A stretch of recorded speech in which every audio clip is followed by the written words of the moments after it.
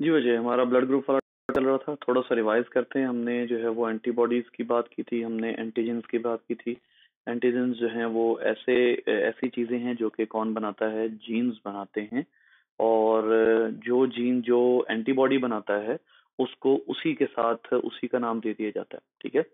अब हमने multiple alleles के बारे में ये पढ़ा था कि मल्टीपल एलील्स में होता क्या है कि एक ही जीन होता है, उसकी मल्टीपल डोमिनेंट कॉपीज बन जाती हैं, more than one dominant allele उस पॉपुलेशन में आ जाते हैं।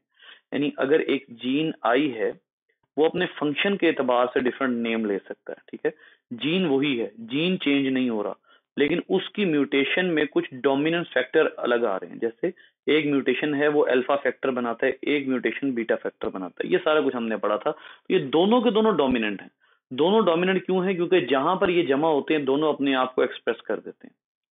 तो ऐसी सूरत में आप क्या कहते हैं कि ऐसे डोमिनेंस को, ऐसे डोमिनेंट रिलेशंस को आप कोडोमिनेंस कहते हैं। और इस फिनोमिना को, जिसमें एक ही कैरेक्टर के more than one dominant allele पाए जाएं, ऐसे फिनोमिना को आप क्या कहते हैं? Multiple allele. ठीक है।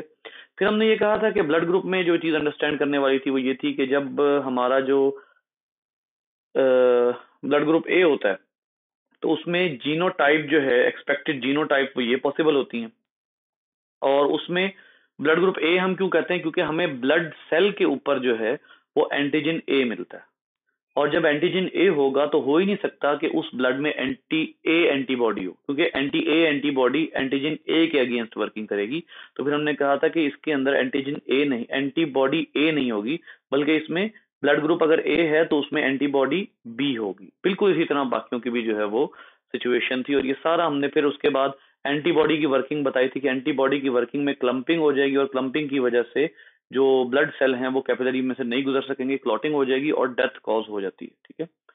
उसके बाद हमने कहा था कि डोनेशन ग्राफ हमने बनाया था। हमने कहा था कि जो ब्लड ग्रुप ए है वो ए बी को डोनेट कर सकता है। ठीक है। क्योंकि उसमें एंटीबॉडी होती नहीं है।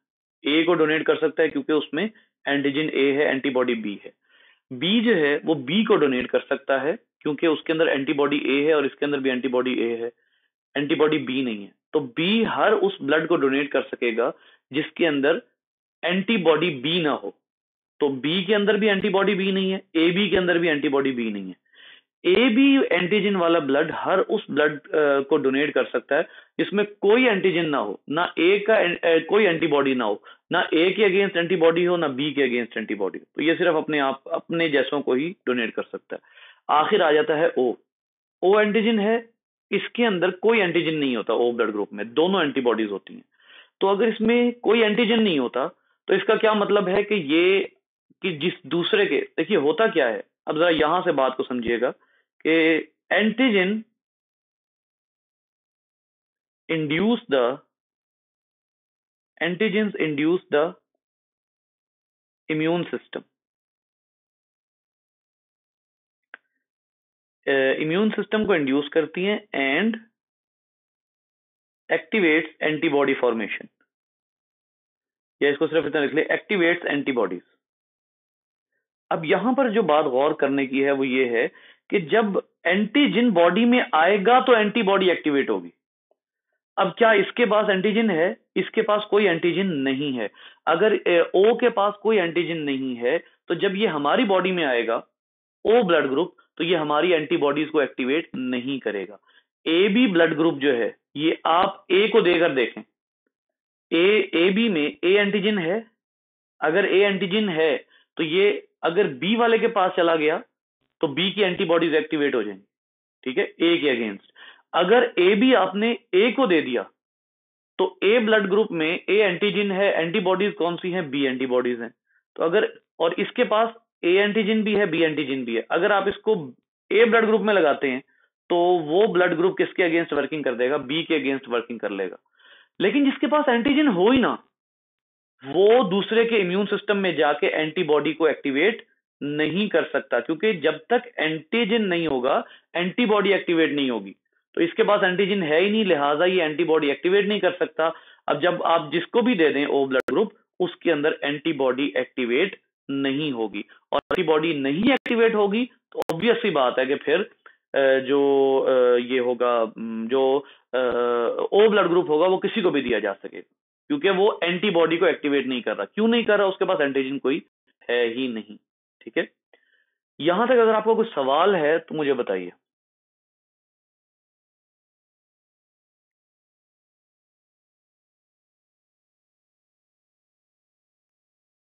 एक सवाल जिसका जवाब आपकी बुक में भी है और वो डेफिनेटली आपके जहनों में आना चाहिए था।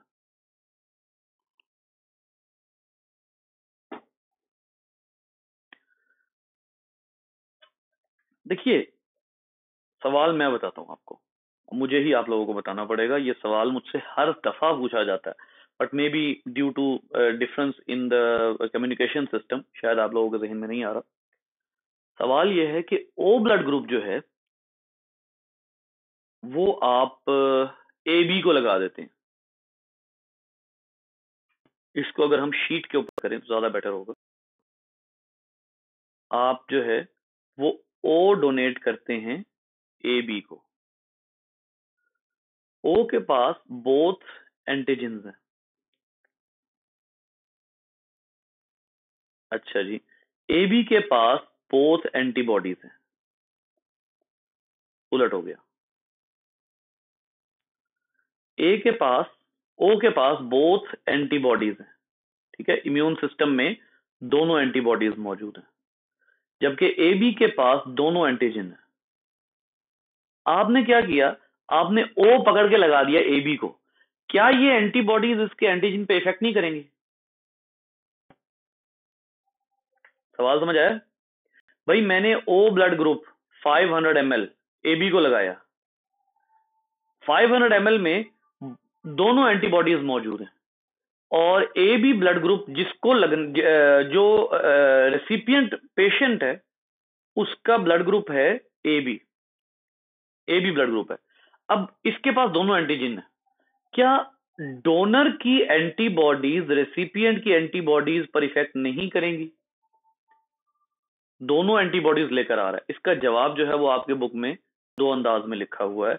अगर आपको सवाल समझ आ गया फिर मैं आपको इसका आंसर भी करता हूं। सवाल समझ आ गया मुझे बताया, मैं क्लियर करता हूं।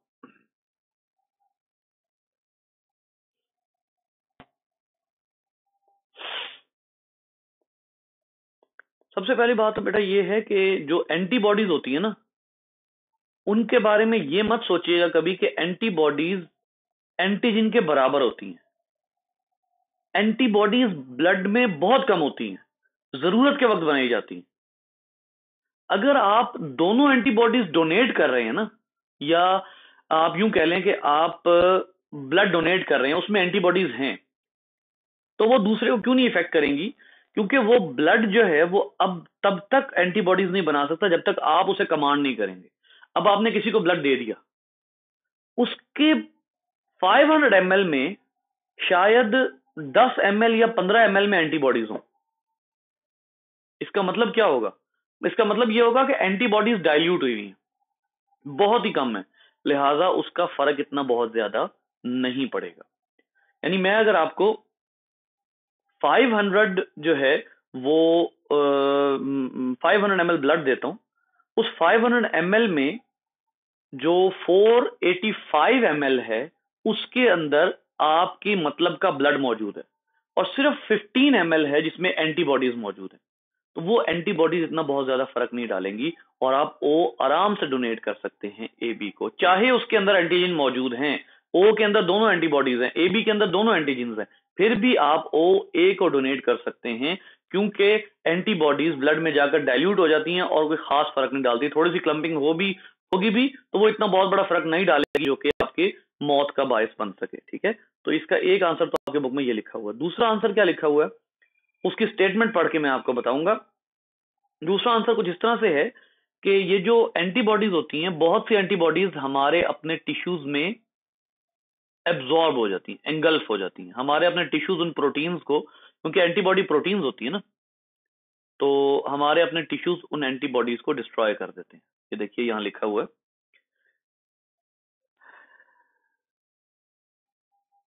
हाँ ये देखिए ये लिखा है,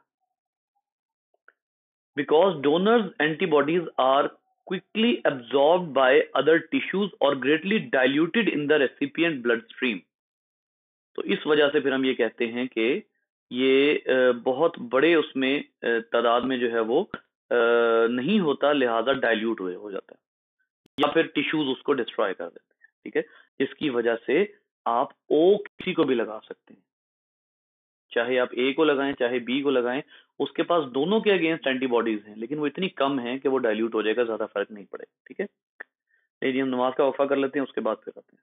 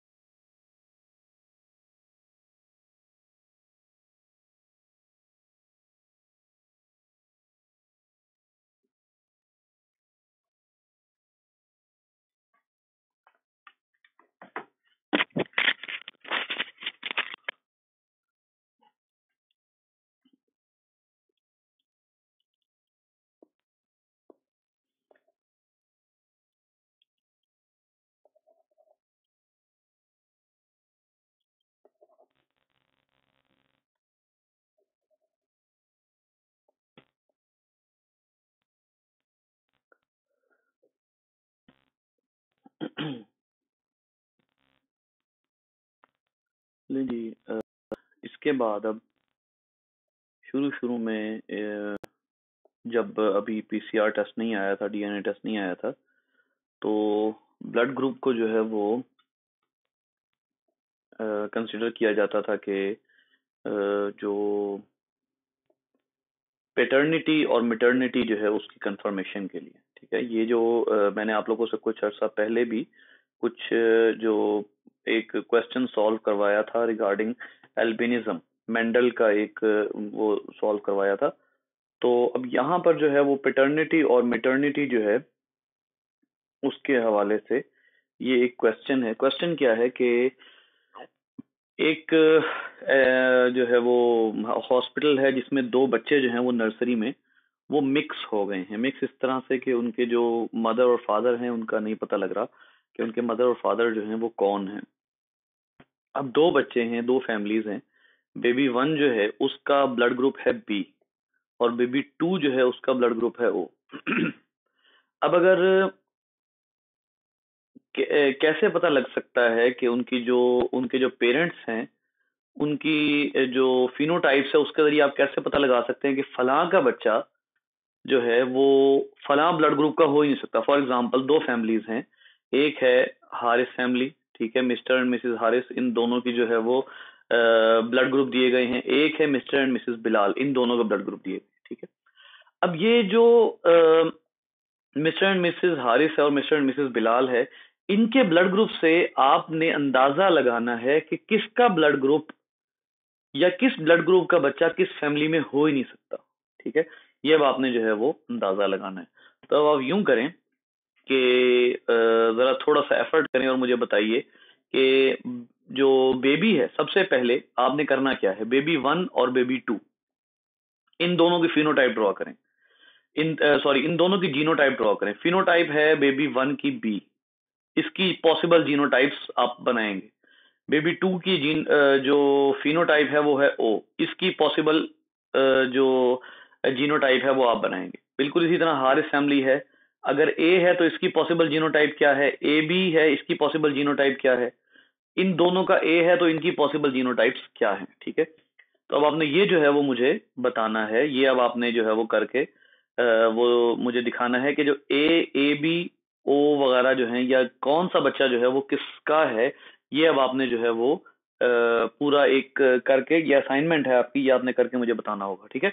करना ये सिर्फ क्या है, करना सिर्फ ये है आपने कि कौन सा बच्चा जो है वो किस फैमिली से बिलोंग करता है, ये आपने जो है वो मुझे पूरा न्यूमेरिकल करके दिखाना है, ठीक है।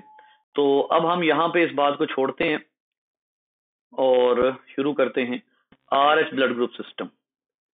देखिए ये जो अब हम पढ़ने लगे हैं, ये एक ऐसा ब्लड ग्रुप सिस्टम है कि ये असल में एक और एंटीजन है। आर एच असल में एक और एंटीजन ही है, ठीक है।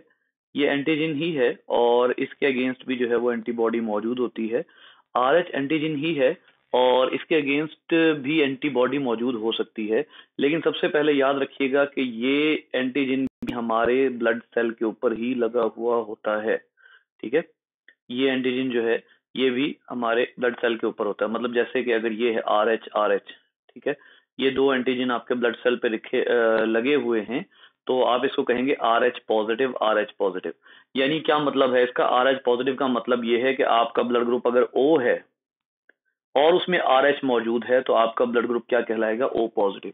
आपका ब्लड ग्रुप अगर ओ है लेकिन उसमें उस ब्लड सेल के ऊपर एंटीजन जो है वो आर एच नहीं मौजूद तो आपका ब्लड ग्रुप कहलाएगा ओ नेगेटिव।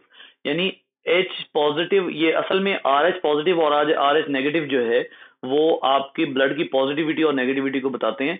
इसको आप यूं कह लीजिए कि अगर आपको कहा जाता है कि फलां का ग्रुप ए पॉजिटिव है तो वो जो पॉजिटिव है उसका मतलब आर एच पॉजिटिव है, ठीक है।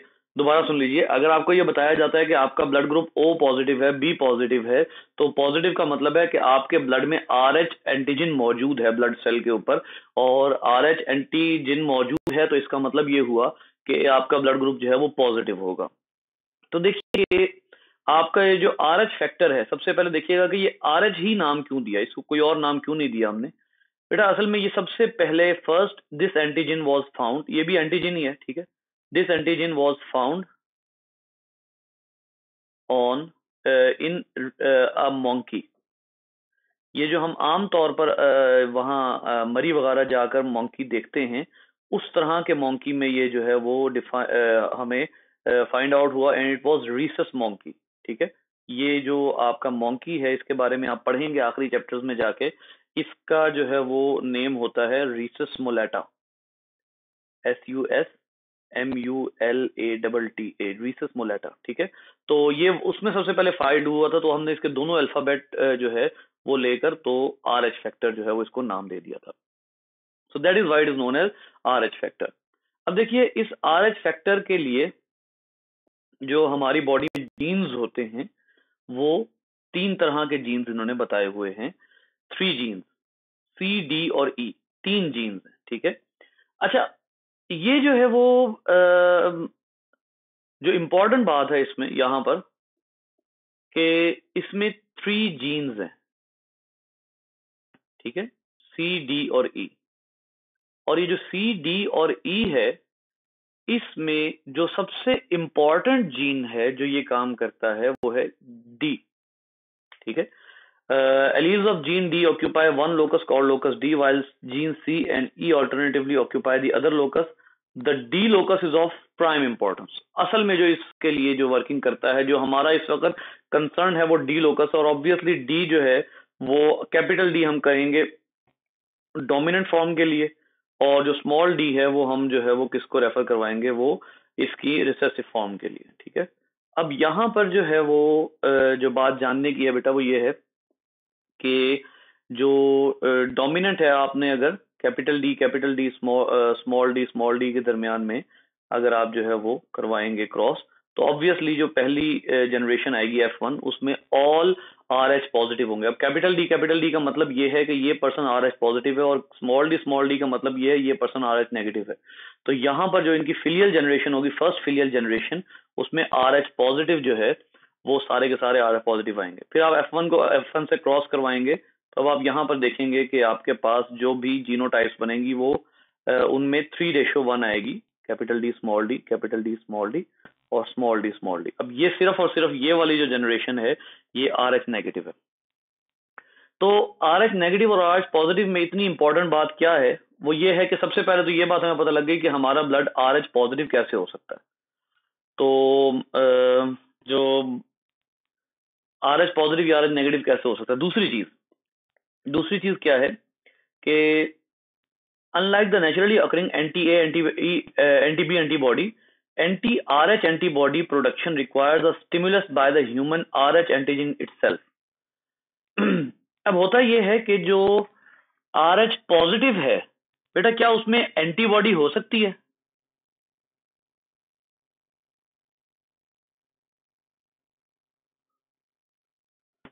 देखिए ना, आपका ब्लड ग्रुप है RH पॉजिटिव। RH पॉजिटिव का मतलब क्या है कि आपके पास RH एंटीजन मौजूद है। अगर आपके पास RH एंटीजन है तो can you have an antibody?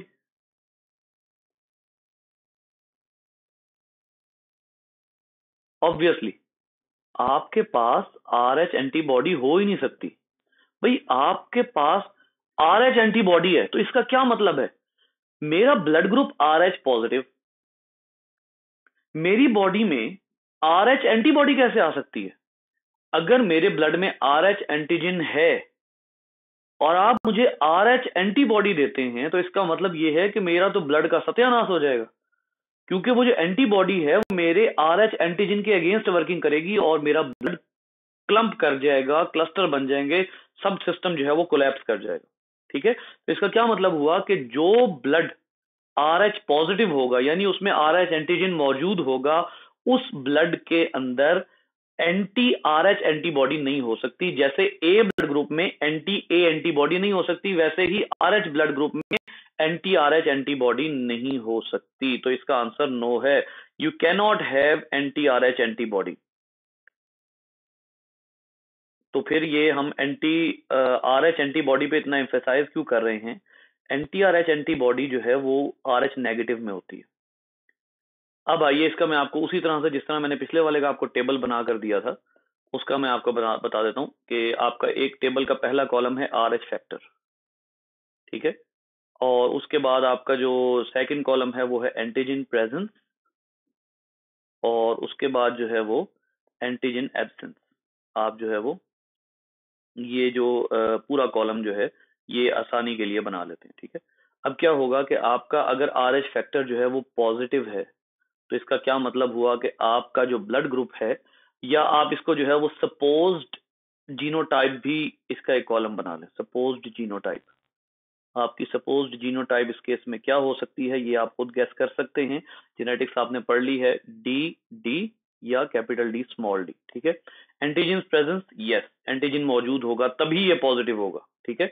RH antigen जो है वो इसमें मौजूद होगा। और ये मैंने दूसरा भी एंटीजन लिख दिया, ये एंटीबॉडी आएगा, एंटीबॉडी, ठीक है। अच्छा जी, एंटीबॉडी पॉसिबल है? नहीं जी, एंटीबॉडी पॉसिबल नहीं है क्योंकि एंटीजन मौजूद है, लिहाजा एंटीबॉडी की मौजूदगी पॉसिबल नहीं है, ठीक है। एंटीजन की मौजूदगी में एंटीबॉडी उसी फैक्टर के अगेंस्ट एंटीबॉडी नहीं हो सकती। RH फैक्टर की दूसरी पॉसिबिलिटी क्या है? नेगेटिव। इसकी सपोज जीनोटाइप क्या हो सकती है? Small D only. Antigen presence, no, इसमें एंटीजन नहीं है क्योंकि इसी वजह से RH नेगेटिव है।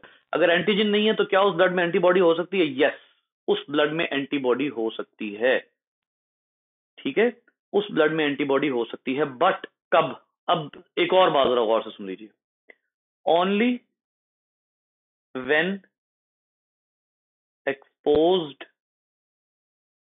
To RH positive. किसी भी ब्लड में,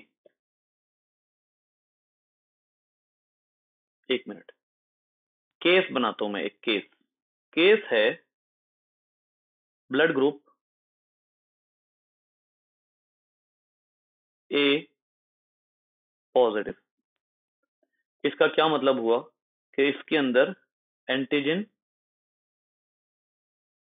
A, इसके अंदर एंटीबॉडी B, और इसके अंदर RH पॉजिटिव एंटीजन पाया जाता है, RH पॉजिटिव एंटीजन पाया जाता है, और इसके अंदर RH एंटीबॉडी एब्सेंट है। RH एंटीबॉडी हो ही नहीं सकती, इज नॉट पॉसिबल, क्योंकि RH एंटीजन मौजूद है, ठीक है। दूसरा केस मैं आपको बताता हूं। दूसरा केस है A नेगेटिव। A नेगेटिव में यही सब कुछ है, लेकिन इस नेगेटिव का क्या मतलब है? No antigen, no RH antigen. इसके अंदर RH एंटीजन तो नहीं है, लेकिन no RH antibody until RH antigen arrive. बेटा याद रखिए, ये जो RH नेगेटिव वाला है ना, RH नेगेटिव वाला, ये एंटीबॉडी बना सकता है, ये एंटीबॉडी बना सकता है, लेकिन ये RH नेगेटिव वाला ब्लड एंटीबॉडी तब तक नहीं बनाएगा जब आप उसको RH पॉजिटिव शो नहीं करा देंगे। जैसे एक पर्सन है, उसको पता ही नहीं है कि स्नेक क्या होता है, उसको पता ही नहीं है कि स्नेक क्या होता है। वो स्नेक के करीब जाता है और स्नेक उसको काट लेता है, ठीक है। अब नेक्स्ट टाइम क्या होगा कि वो स्नेक को अपने करीब भी नहीं आने देगा, बल्कि अगर स्नेक करीब आएगा तो वो पकड़ के उसकी ऐसी की तैसी फेर देगा। बिल्कुल ऐसे ही अगर आपने किसी ब्लड में RH नेगेटिव का मतलब क्या है कि उसमें एंटीजन नहीं है, लेकिन अगर आपने RH नेगेटिव को RH पॉजिटिव नहीं दिखाया ना, तो इसका क्या मतलब है कि उसके अंदर एंटीबॉडी भी नहीं होगी, ना एंटीजन होगा ना एंटीबॉडी होगी। मेरा ब्लड है O पॉजिटिव, रियली, मतलब मैं गलत नहीं कर रहा, O पॉजिटिव है, इसका मतलब है मेरे अंदर है RH पॉजिटिव। मैं किसी को ब्लड डोनेट करता हूं, उसका ब्लड ग्रुप है ओ ही है, लेकिन ओ नेगेटिव है। अब अगर मैं उसको ब्लड डोनेट करूंगा ना, तो बाकी सब कुछ ठीक है, ओ भी ठीक है, और antigen antibody, ABO blood group system के एंटीबॉडी कोई नहीं, कोई चक्कर नहीं है, कोई ऐसा सिलसिला नहीं, ठीक है, ओ बिल्कुल परफेक्ट है। लेकिन मैं पॉजिटिव हूं, वो नेगेटिव है, इसका मतलब है मेरे पास आर एच पॉजिटिव है, दूसरे के पास आर एच नेगेटिव है। अब क्या होगा, जब मैं उसको आर एच एंटीजन दिखाऊंगा ना, जब मैं उसके ब्लड में आर एच एंटीजन भेजूंगा, उससे पहले उसके ब्लड में एंटी आर एच एंटीबॉडी नहीं थी।